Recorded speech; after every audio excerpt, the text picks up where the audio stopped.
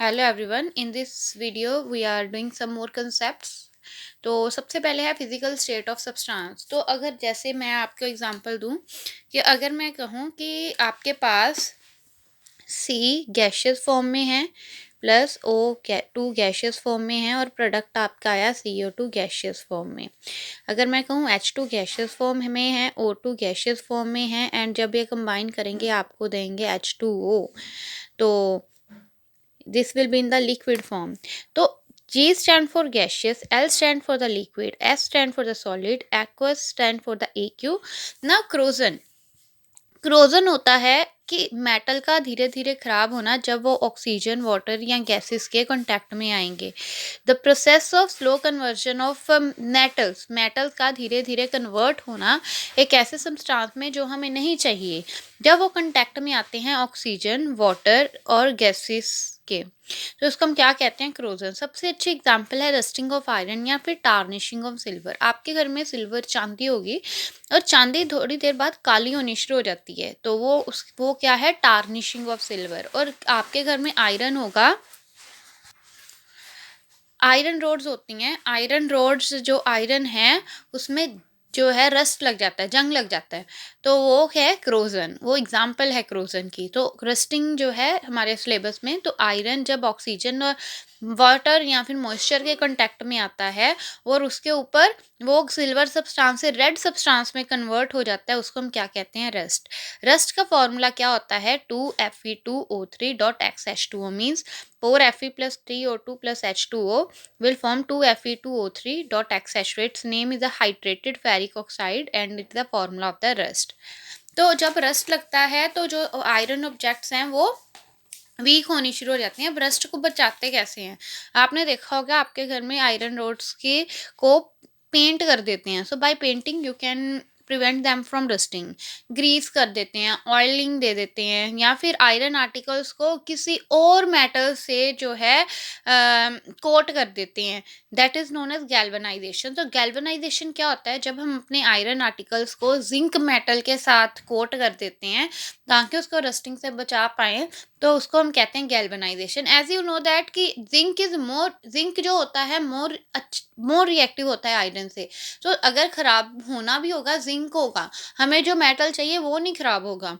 Next है rancidity. Rancidity का मतलब होता है खाने का खराब होना। सो दैट जो टेस्ट, जो उसका ऑर्डर मतलब होता है स्मेल होता है, स्मेल होती है फूड मटेरियल की जिसमें ऑयल या फिर फैट्स होते हैं, वो धीरे धीरे चेंज होने शुरू हो जाते हैं आफ्टर सम पीरियड। जब वो हवा के कांटेक्ट में आते हैं उसको हम क्या कहते हैं? रेंसिडिटी। और ये क्यों होता है? क्योंकि ऑक्सीडेशन होती है, ऑक्सीडेशन रिएक्शन होती है फैट और ऑयल में। अब जो है मेथड्स टू प्रिवेंट, यहाँ पे सही कर लेना, रेंसिडिटी। रेंसिडिटी से हम अपने खाने को कैसे बचा सकते हैं? By adding antioxidant. एंटीऑक्सीडेंट होते हैं जिससे ऑक्सीडेशन रिएक्शन ना हो। वैक्यूम पैकिंग कर दो या फिर नाइट्रोजन जो है भर दो बीच में। रेफ्रिजरेशन कर दो। जैसे आपके घर में आपने देखा होगा कि मम्मा जो काफ़ी चीज़ें हैं वो रेफ्रिजरेटर में रखते हैं। वो इसलिए रखते हैं कि वो ख़राब ना हो, उनमें का जो फैट्स एंड ऑयल हैं वो ख़राब ना हो। ना एंटीऑक्सीडेंट। एंटीऑक्सीडेंट वो वाले सब्सटेंस होते हैं जो फैट्स और ऑयल की ऑक्सीडेशन को बचाते हैं, उनको हम क्या कहते हैं? एंटीऑक्सीडेंट। नाउ अब हम करेंगे सबसेक्शन क्वेश्चन आंसर्स। तो हमें क्वेश्चन पूछा है, why should a magnesium ribbon be clean before burning in air. हवा में मैग्नीशियम रिबन को बर्न करने से पहले, जलाने से पहले उसको साफ क्यों किया जाता है? मैग्नीशियम रिबन को इसलिए क्लीन किया जाता है ताकि उसमें जो अनवांटेड, जो इम्प्योरिटीज़ हैं वो हम उसको रिमूव कर सके, इसलिए उसको सबसे पहले क्लीन किया जाता है और देन प्योर मैग्नीशियम मेटल को बर्न किया जाता है। नहीं तो उसका जो ऑक्सीजन होगा वो आपकी रिएक्शन में इंटरफेयर करेगा। नाउ है हमारे पास balance the chemical equation for the following chemical reaction. तो अभी मेरे पास केमिकल रिएक्शन मुझे क्वेश्चन में दिया है, hydrogen plus chlorine will give hydrogen chloride. तो मुझे रिएक्शन में क्या दिया है?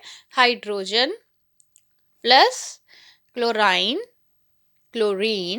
will give you hydrogen chloride. What is the formula of the hydrogen? H2. Chlorine Cl2, hydrogen chloride HCl। सबसे पहले रिएक्टेंट, एलिमेंट, रिएक्टेंट, प्रोडक्ट। तो एलिमेंट कौन सा है? H, chlorine. रिएक्टेंट में कितना है? 2। क्लोरीन कितना है रिएक्टेंट में? 2। हाइड्रोजन कितना है रिएक्टेंट में? प्रोडक्ट में 1। क्लोरीन कितना है? 1। अभी ये बैलेंस नहीं है, तो अभी मुझे एलिमेंट, रिएक्टेंट, प्रोडक्ट HCl। अब यहाँ पे H कितना है? 2। अगर मैं यहाँ पे 2 लगा दूँ तो हाइड्रोजन 2 हो गया, और रिएक्टेंट में भी और प्रोडक्ट में भी। क्लोरीन यहाँ पे 2 है और यहाँ पे भी कितना हो गया? 2। तो रिएक्शन हो गई बैलेंस। सेकंड है मेरे पास इसमें reaction barium chloride, barium chloride plus aluminium sulphate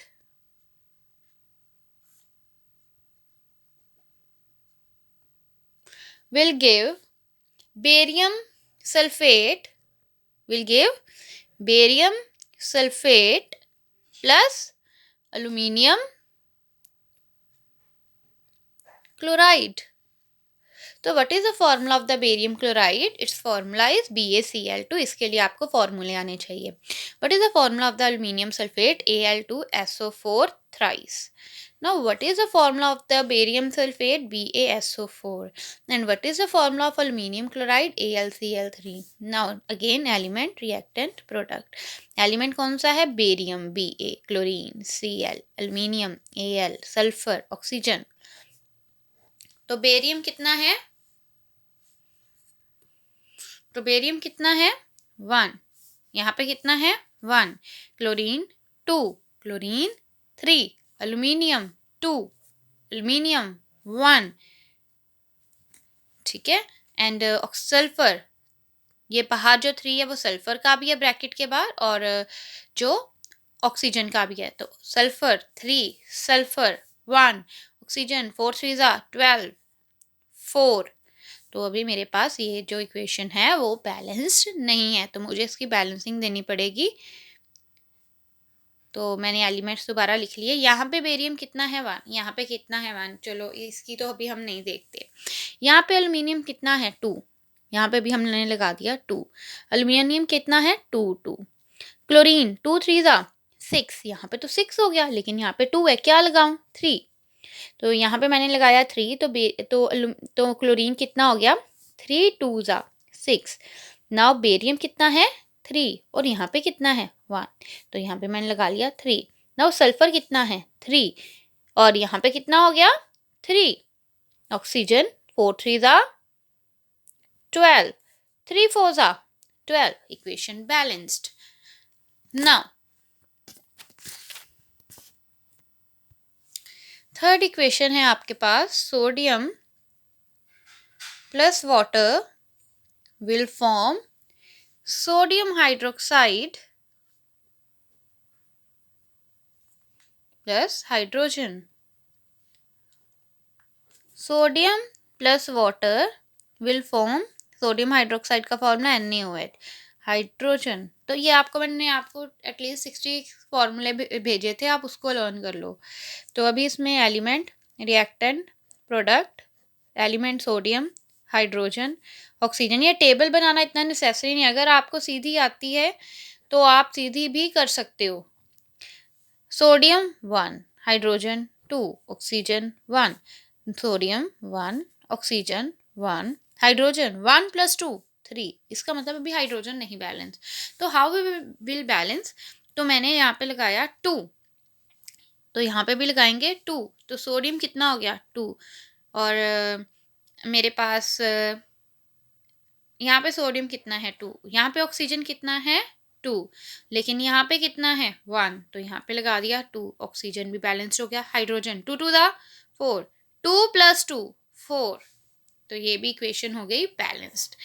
now अभी आपको नेक्स्ट लिखा है, ध्यान से देखना, आपको कहा है, तो आपको इसका state symbol means physical states बताने के लिए भी कहा है। तो मुझे कहा है कि जो सोल्यूशन है बेरियम क्लोराइड का और सोडियम सल्फेट का, इसको पानी में बनाया गया है। ये एक दूसरे के साथ रिएक्ट करते हैं ताकि इनसॉल्यूबल बेरियम सल्फेट। अभी मैंने आपको रिएक्शन बताई थी प्रेसिपिटेशन रिएक्शन, तो वो क्या होती है जिसमें हमारे पास इनसॉल्युबल सब्सटेंस बनते हैं एंड सोल्यूशन देता है आपको सोडियम क्लोराइड का। तो solution of the barium chloride BaCl2, barium chloride का फॉर्मूला। और अगर ये वाटर में बना है तो aqueous plus Na2SO4 is a formula of the sodium sulfate. It will also in the aqueous. It react to form the insoluble barium sulfate BaSO4 and अभी है इनसॉल्युबल। इनसॉल्युबल में पानी में नहीं घुल रहा, इसलिए मीन्स इसका मतलब ये सॉलिड स्टेट में है।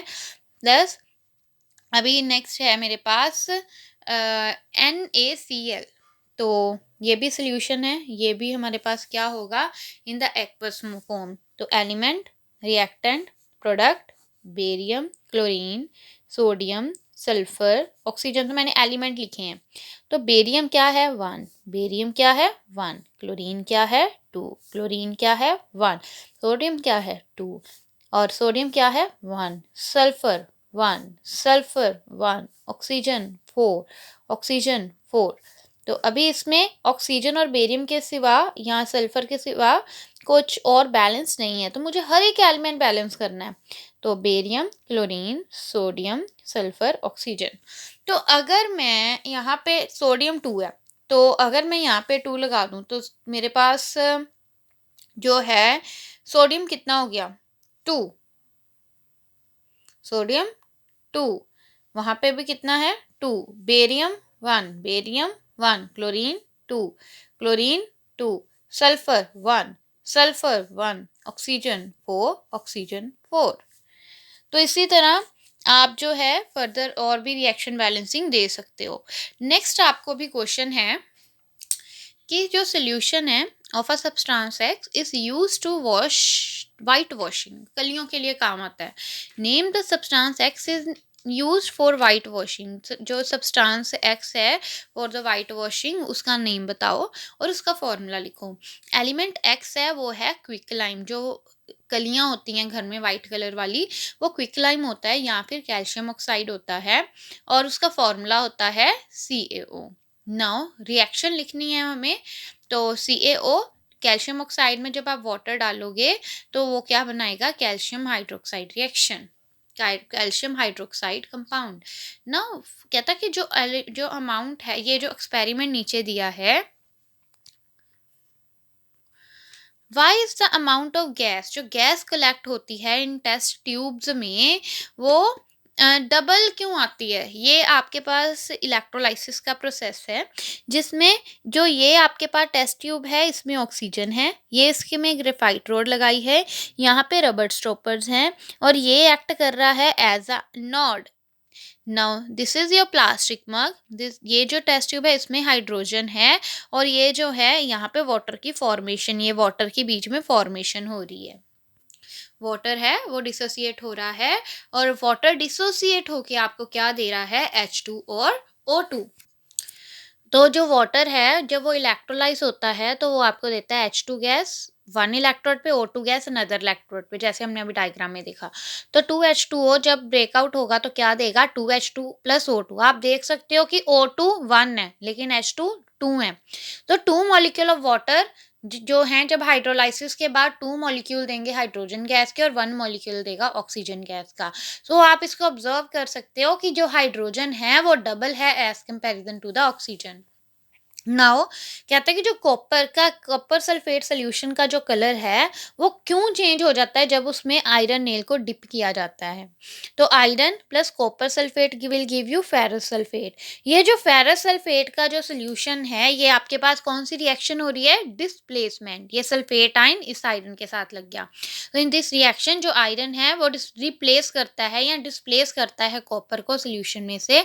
तो this amount of copper sulphate, जब कॉपर सल्फेट का जो अमाउंट कम होगा तो कलर है वो फेड आउट होना शुरू हो जाएगा। नाउ आपकी बुक में जो डबल डिस्प्लेसमेंट रिएक्शन दी है उसके अलावा कोई और रिएक्शन दो, तो AgNO3 प्लस NaCl। अब ये आपको क्या देगा AgCl plus NaNO3 means silver nitrate plus sodium chloride will give you silver chloride plus sodium nitrate.